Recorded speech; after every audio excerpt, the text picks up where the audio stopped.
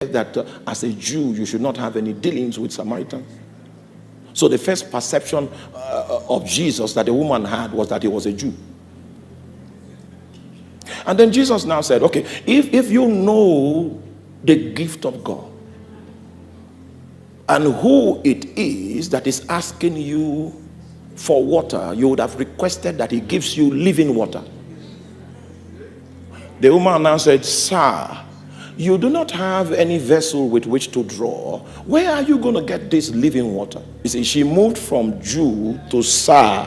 See, that's he's digging. Oh, you're not with me. You're not following. You're not following. He's digging. And then Jesus now said, he that drinks of this well, he will thirst again. But the water that I will give will be a spring unto eternal life. So he cleared her doubts that the water he's talking about will not be drawn from this well. So I don't need a vessel. Then she became silent. And Jesus said, okay, go and bring your husband. He said, no, I don't have a husband. And then Jesus said, in this you have spoken truly. That means you lie a lot, but today you decided to speak. It's only in this that you have spoken the truth.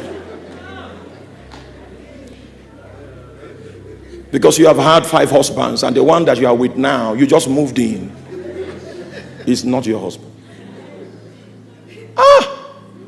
The woman now said, I perceive that you are a prophet. You see, so from Jew to sir to what?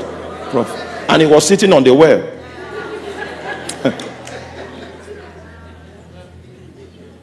She now came up and said, our fathers said we should worship God on this mountain. But ye Jews say, it's in Jerusalem that we must worship. And Jesus said, the time has come and now is when the true worshipers shall worship the Father, not on this mountain, not in Jerusalem. They shall worship the Father in spirit and in truth. That one took her off. She now said, okay, when Messiah comes, he will teach us this type of things. He said, okay, that Messiah, I am he. So he was.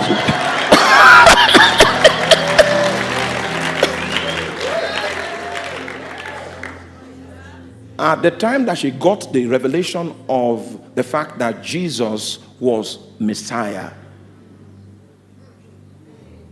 then her salvation experience became possible, and the fountainhead of the well was broken. When she went back to the city, she flooded the city with the waters. But in order for Jesus to do what he wanted to do, which was very abstract, he needed something physical to illustrate. And that was why Jesus labored until he got to Caesarea Philippi before he began to administer the questioning. Because that city was previously called Caesarea. But when Philip the Tetrarch was made the governor, he, being a civil engineer, deployed the resources of his learning on the city and gave the city a facelift. So it was named after him. That this Caesarea is not the old one, it's the one that was born by Philip. All right? So when you come into that space, you're going to see things like paint buckets, you're going to see iron rods, the kind of things you see when construction is going on. It was when Jesus got to that place that he now started administering the questionnaire. The question I asked is what I want to answer now. Why did he feel pressured to administer such a questionnaire? So, the answer to my question is not in the Bible. So I went to God and asked, hey, what's happening here? And the Lord now spoke to me and said, early that morning when Jesus came to my presence in prayer, I revealed to him that I have disclosed his identity to somebody. So Jesus now said, don't worry, I'll find the person. Left the place of prayer and came and now administered questionnaire. Are you following? When the results of his questionnaire came, he saw that the person he was looking for was not outside. So he rephrased the sample space of his administration to include the disciples. Who do ye say that I am? Because he was looking for a trigger.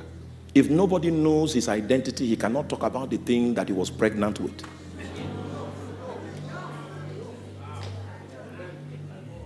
And Peter now said, thou art the Christ. That first aspect of Peter's delivery referred to his ministry, referred to his office, the office that had been carved out for him in the spirit, from whence he will administer everything that is part and parcel of the new creation. Are you there? So, thou art the Christ, referring to his ministry. Thou art the Son of the living God, referring to his person. That was the duality of revelation that came in the witness that Peter bore. And should I tell you something? If you come into any territory and you cannot hear anyone speak by inspiration and say, thou art, then the church is not in that land. Because it was after Peter gave that revelation that he came, the trigger for him to reveal what was in his heart was now pressed. Now that you know that I am the Christ, I also want you to know that I'm into building and construction, just like Philip, the tetrarch of Caesarea. Philip is building Caesarea, but I'm into construction. I'm building a spiritual edifice called the church.